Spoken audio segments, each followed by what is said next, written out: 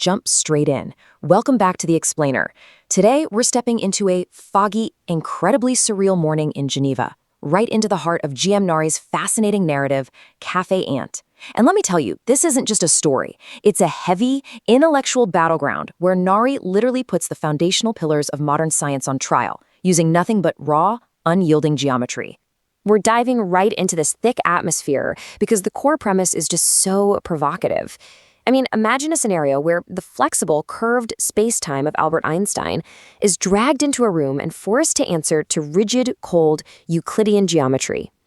What if absolutely everything we've been taught about the universe was challenged and pulverized by a few simple, undeniable algebraic equations? The setting for this showdown is seriously eerie. A mysterious man dressed entirely in black, accompanied by a giant black ant, walks into a place called Cafe Ant. But as the man in black looks around, he spots something deeply unsettling. The walls of this cafe are lined, from top to bottom, with framed human heads, kind of like hunting trophies on display. He wonders to himself, why are there no pictures of any other animal on the wall except humans? It perfectly sets the stage for a cosmic reckoning, because the true horror here doesn't come from ghosts or the supernatural. It comes from the unyielding, rigid certainty of nature finally closing in on human illusions.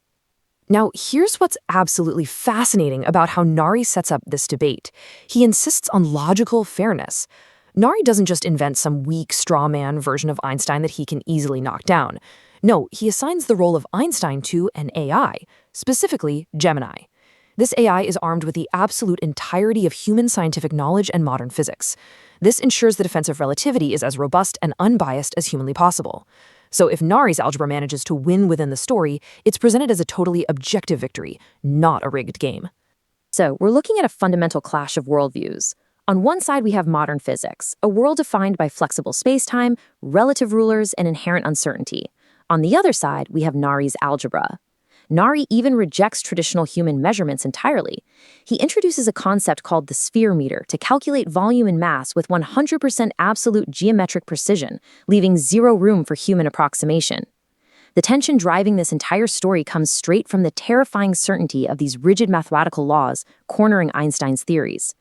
Okay, let's look at blow one, the illusion of time, replacing the fourth dimension with algebraic rotation. According to Nari's 8 principles of dimensiology, what we constantly refer to as time isn't actually a fourth dimension that bends or warps. Not at all. In Nari's framework, time is simply an invented, arbitrary metric that we humans use to count the 360-degree rotation of space matter. In his view, we've essentially mistaken the spinning of physical gears for a flowing, abstract river. To prove this, the man in black hits Einstein with a devastatingly simple formula. Think about this. 360 degrees divided by 0.1 degrees equals exactly 3600. He uses this to argue that time is nothing but a byproduct of geometric rotation. A 0.1 degree algebraic rotation of mass in a 360-degree space gives us exactly what we call an hour, or 3600 seconds. In Nari's rigid universe, Einstein's grand flowing river of time is basically reduced to the rigid mechanical clicking of a gear. Moving right along to blow 2, the acceleration mirror. Gravity equals 2 times density. Let's completely rethink planetary physics for a second. Through fluid mechanics and rotational speeds, Nari argues that, across the entire cosmos, a planet's gravity is always exactly twice its density. Take Earth, for example. Nari mathematically calculates Earth's density at 4.931 degrees. You multiply that by 2, and you get 9.86, the exact gravity of Earth. He calculates this for Mars, Jupiter, you name it.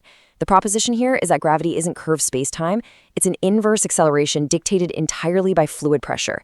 In this hypothesis, 95% of the universe's mysterious dark matter and dark energy just vanishes in a puff of algebraic smoke. This completely redefines things, leading Nari to rewrite Einstein's most famous energy equation. Nari writes simply, R equals 2p. Rotation equals 2 pressures, gravity and centrifugal force, which equalize each other. He argues that true cosmic engineering relies on rigid mechanics alone. Therefore, there's absolutely no need for a cosmological constant, something Einstein himself once famously called his biggest blunder.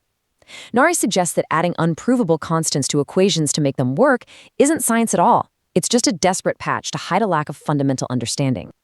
And now we hit the climax of the debate. Blow 3, the 16-minute paradox. and the total destruction of the speed of light. Let's carefully trace out this paradox.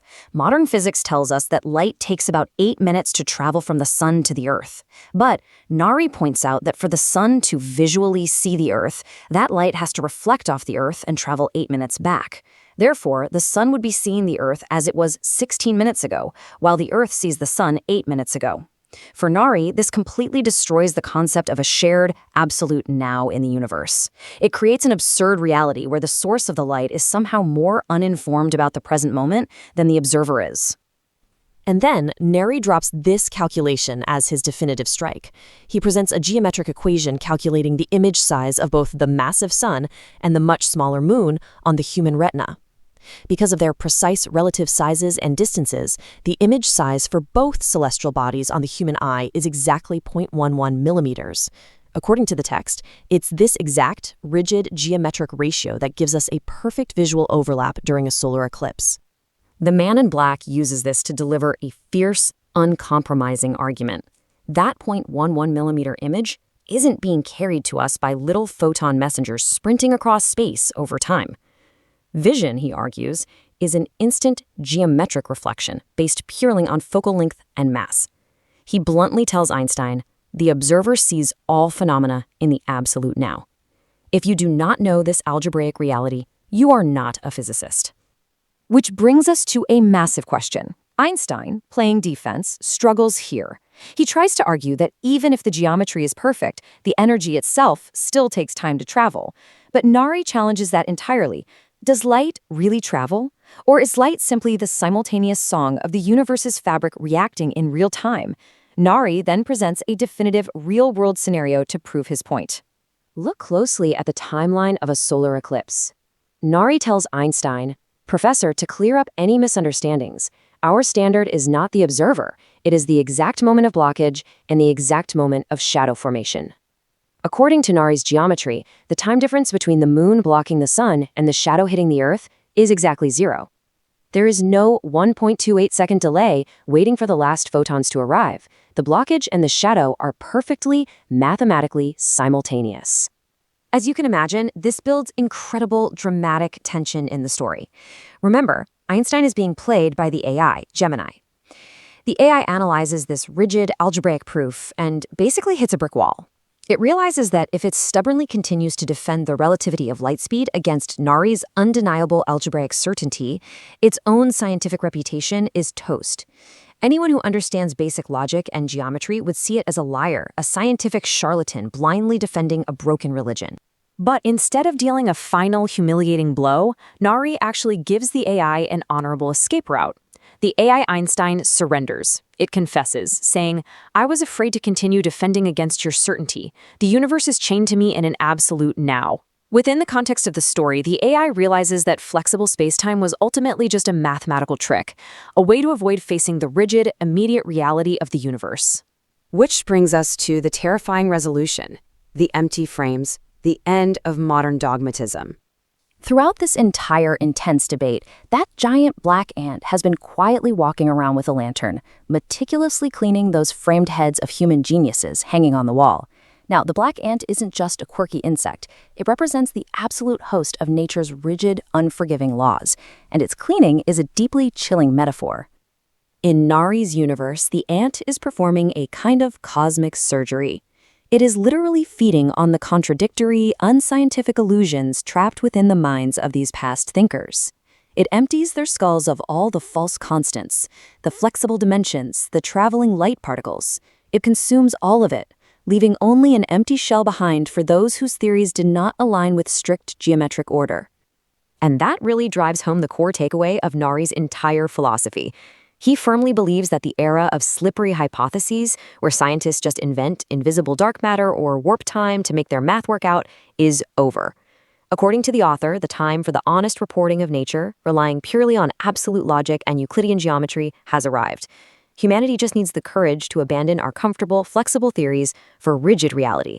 So, I'm going to leave you with this final, provocative thought from our explainer today. If, as this narrative strongly suggests, time is merely a metric of rotation and gravity is just density, and the universe actually operates in an absolute simultaneous now, Well, what other fundamental truths that you've been taught might just be illusions? Illusions just waiting for a black ant to wipe their frames clean. Thanks so much for joining me today, and as always, keep questioning everything.